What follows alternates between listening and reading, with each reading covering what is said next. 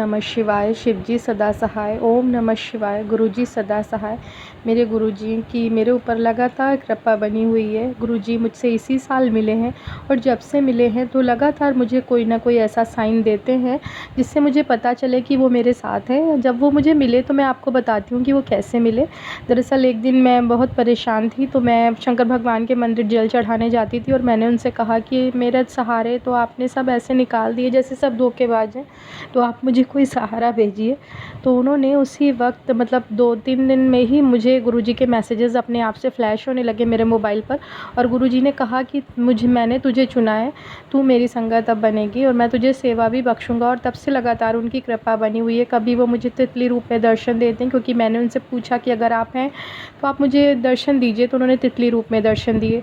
उसके बाद उन्होंने मुझे बहुत ज़्यादा खांसी आ रही थी, तो संगत जी आपको बताऊं कि मैंने प्रण कर लिया था कि मैं कोई दवा नहीं खाऊंगी, क्योंकि मैं अंदर से बहुत दुखी परेशान, डॉक्टर के यहाँ भी जाने का मन नहीं करता था। तब गुरुजी ने मुझे कहा कि अपना चंदन लगाने को आदेश दिया, किसी संगत के द्वारा सुनवाया और मैंने उनका मस्तक का चंदन अपने गले में लगाया। और बताऊं आपको कि मुझे आज बहुत आराम है अपनी खांसी में। शुक्राना गुरुजी, कोटि कोटि शुक्राना आपका।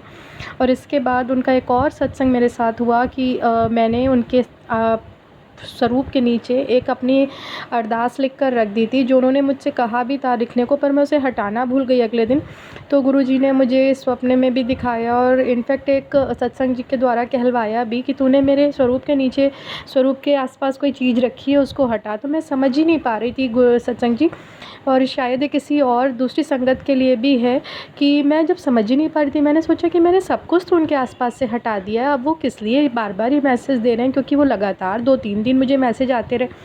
तब मैंने ध्यान दिया कि एक संगत जो हैं वो कह रही हैं कि मैंने भी अपने गुरुजी के स्वरूप के सामने एक अपनी अरदास लिख कर रखी है और गुरुजी ने उसी को हटाने को कहा। तो फिर तब मुझे समझ आया कि मुझे उस कागज़ को हटाना है जो मैंने लिखा है, और मैंने उस अरदास वाले कागज़ को हटाया। तब गुरुजी के वो मैसेज मुझे आने बंद हो गए।